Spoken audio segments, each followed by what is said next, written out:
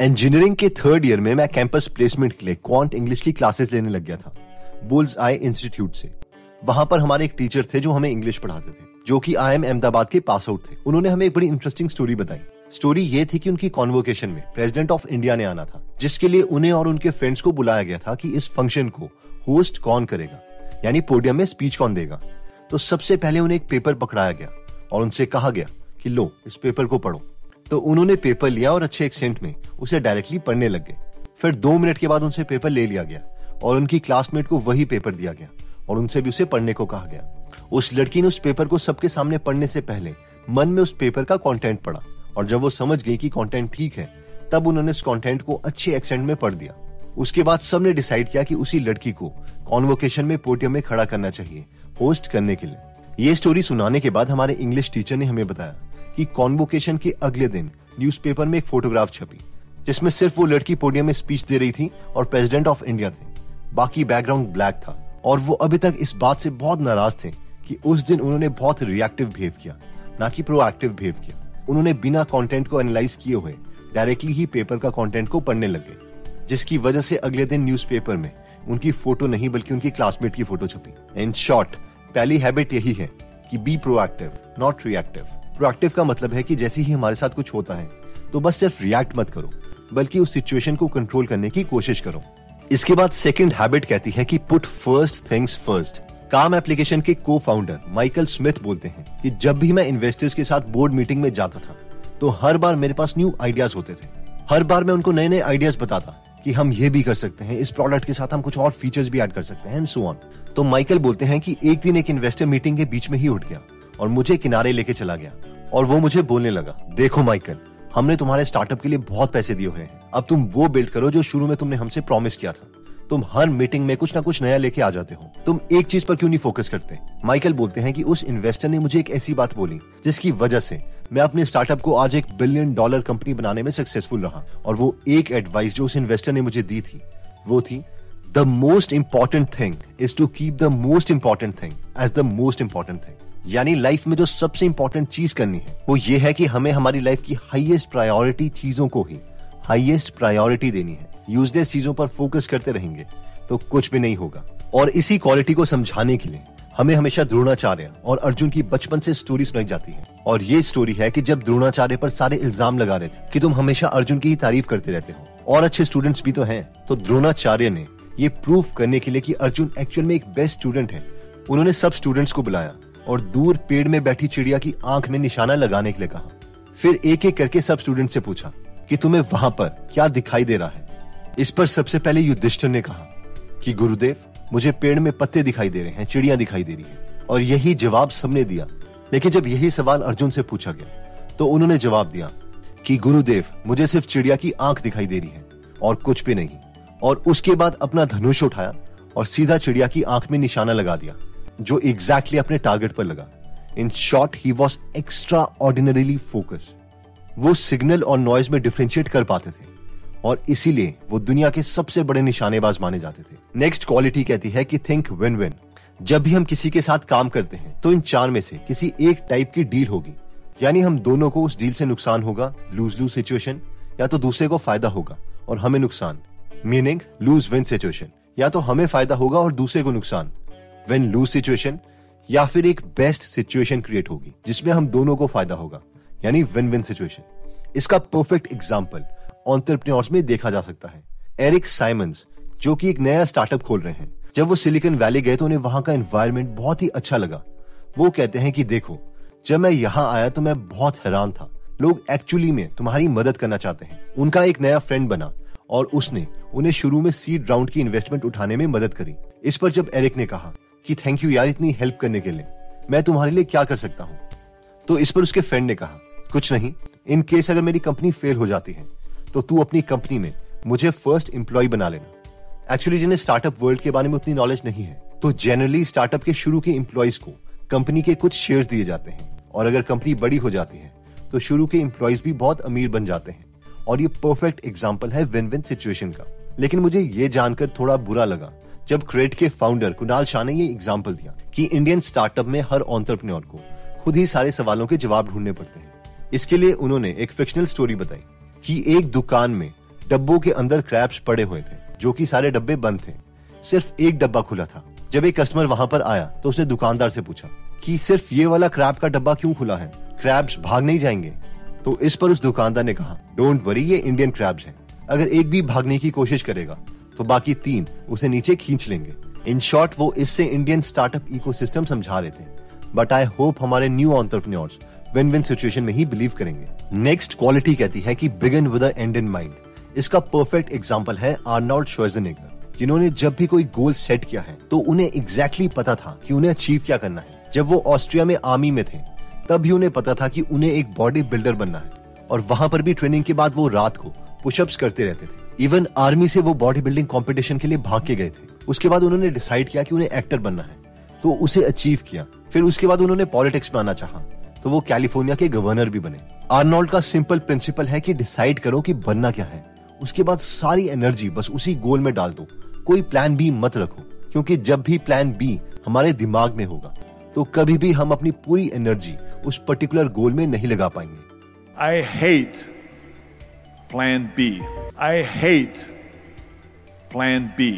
इसके बाद next habit कहती है सिनर्जाइज। इलॉन मस्क के बारे में हम लोग बहुत तारीफ करते हैं कि यार ये बहुत स्मार्ट है, इतनी कंपनीज एक साथ चला रहे हैं, नए नए आइडियाज को एग्जीक्यूट कर रहे हैं। लेकिन हम ये नहीं जानते कि उनकी हर एक कंपनी में दुनिया के best of the best brains हैं, जिनकी वजह से इन सब का सारा क्रेडिट उन्हें मिल जाता है, और वो इस बात को मानते भी हैं। जैसे कि रिसेंट लेक्स फ्रेडमैन के पॉडकास्ट में इलॉन मस्क ने कहा था कि हमारे पास बहुत ही टैलेंटेड टीम है लोगों की। फॉर एग्जांपल जैसे कि इंडिया से अशोक एलोस्वामी हैं, वो टेस्ला में हेड हैं ऑटो पायलट इंजीनियरिंग के, जो कि बहुत इंटेलिजेंट है। We have a lot of really talented people driving things. So, Ashok is actually the head of autopilot engineering.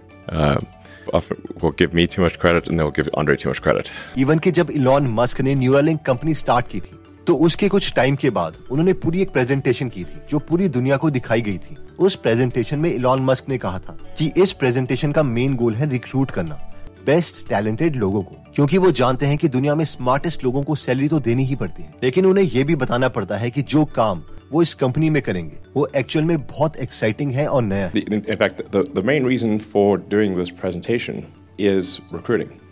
So we really want to have the best talent in the world.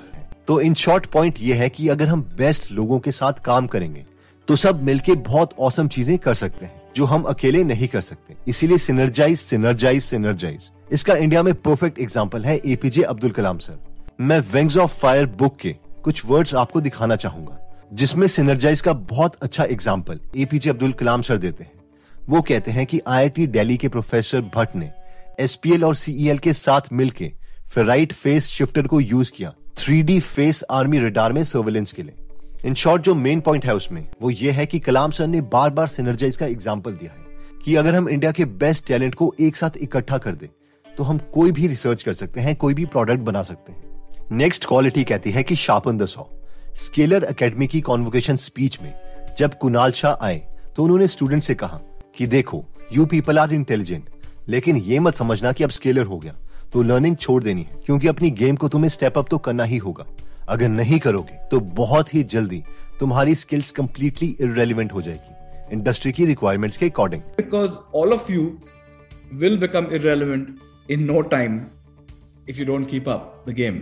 तो learnings ये हैं कि हम गाड़ी चलाने में इतनी busy नहीं हो सकते कि हम बोलें यार मैं तो पेट्रोल डलवाना ही भूल गया, क्योंकि अगर पेट्रोल नहीं डलवाओगे तो गाड़ी इवेंचुअली रुकेगी ही। वैसे ही अगर हमें कोई नई स्किल या नॉलेज लेनी है तो हम ये नहीं बोल सकते कि मैं काम में बहुत बिजी हूँ, नई चीजें मैं सीख नहीं सकता, क्योंकि जब हमारी एग्जिस्टिंग स्किल्स इंडस्ट्री में इररेलेवेंट हो जाएगी तो इसके कॉन्सिक्वेंसेस बहुत ही बुरे हो सकते हैं। कोई भी इंसान जो सक्सेसफुल है और अगर उसे सक्सेसफुल रहना है तो उसे नए स्किल्स सीखते रहना पड़ेगा।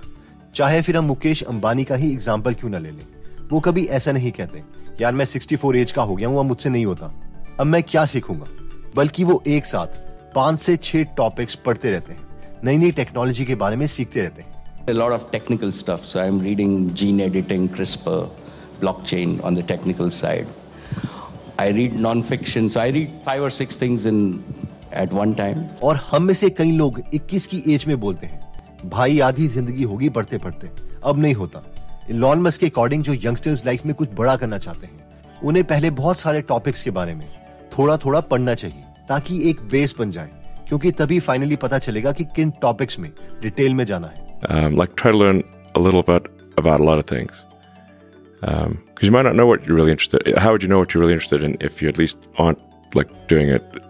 और एक बेस्ट तरीका है कि हम बहुत सी बुक से नॉलेज लेना स्टार्ट कर दें, उनकी बुक समरीज पढ़ना स्टार्ट कर दें, ताकि हम 365 डेज में 365 बुक्स कवर कर सके। तो अगर आप अपने 100 को शार्पन करना चाहते हैं तो आप गीगल एप्लीकेशन डाउनलोड कर सकते हैं, जहां पर हिंदी में फ्री में 180 से ज्यादा बुक समरीज अवेलेबल है, जिन्हें हम पढ़ भी सकते हैं और सुन भी सकते हैं। ये एप्लीकेशन दोनों iOS और एंड्रॉइड में अवेलेबल है। तो अगर आप इस ऐप में इंटरेस्टेड हैं तो उसका लिंक हम डिस्क्रिप्शन और फर्स्ट कमेंट में दे देंगे। नेक्स्ट हैबिट कहती है कि seek first to understand then to be understood. Imagine कीजिए कि आप एक डॉक्टर के पास जाते हो अपनी आंखें दिखाने के लिए, क्योंकि आपको लग रहा है कि आपको चश्मे की जरूरत है। वो डॉक्टर बिना आपसे कुछ पूछे अपना चश्मा उतार के आपको पहना देता है और पूछता है कि आपको अब साफ दिखाई दे रहा है।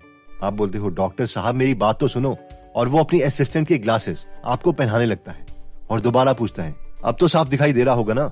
ऐसी सिचुएशन में आपको कैसा लगेगा? ऑब्वियसली आप बोलोगे बहुत ही बुरा लगेगा, कम से कम डॉक्टर को पहले मेरी पूरी बात तो सुन लेनी चाहिए थी ना। और ये पॉइंट भी एग्जैक्टली यही कहता है कि पहले दूसरों को समझो, फिर एक्सपेक्ट करो कि कोई तुम्हें समझेगा। नेक्स्ट पॉइंट कहता है कि if you know it teach it share it. ये पॉइंट कहता है कि अगर हमने लाइफ में कुछ अच्छा किया है तो हमारा फर्ज है कि हम उस नॉलेज को आगे पास करते रहें, ताकि नई जनरेशन हमारी गलतियों से सीख पाए।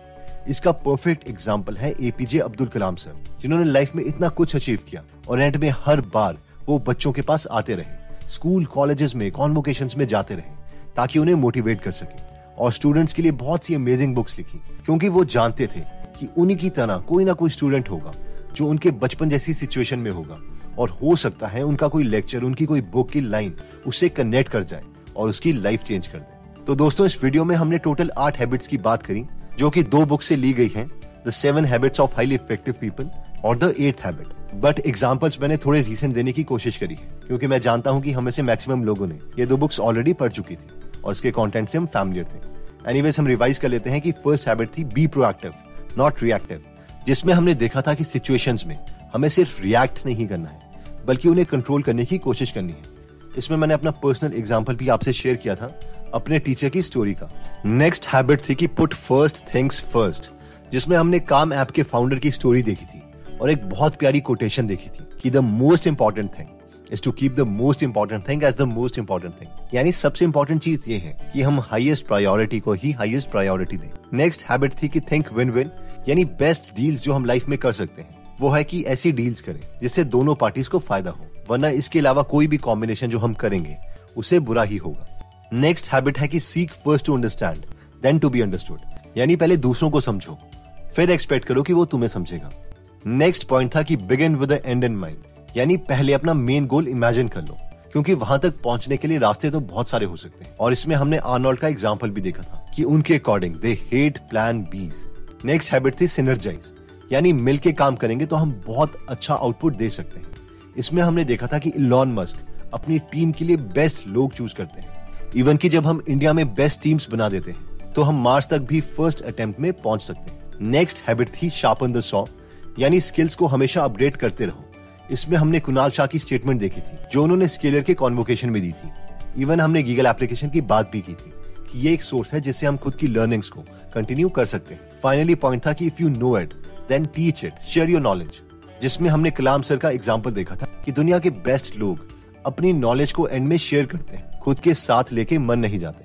ओके दोस्तों, अगर आपको लगता है कि ये वीडियो आपके किसी फ्रेंड या फैमिली मेंबर के काम आ सकता है तो ये वीडियो आप उनके साथ जरूर शेयर करें, इससे उनकी हेल्प जरूर होगी। एनीवेज दोस्तों, अगर आप ऐसी नॉलेजेबल वीडियोस मिस नहीं करना चाहते तो सब्सक्राइब करने के बाद बेल का बटन दबाना मत भूलिएगा। आप कमेंट करके ये भी बता सकते हैं कि आप नेक्स्ट वीडियो किस टॉपिक पर चाहते हैं। जल्दी हम आपसे दोबारा मिलेंगे। जय हिंद।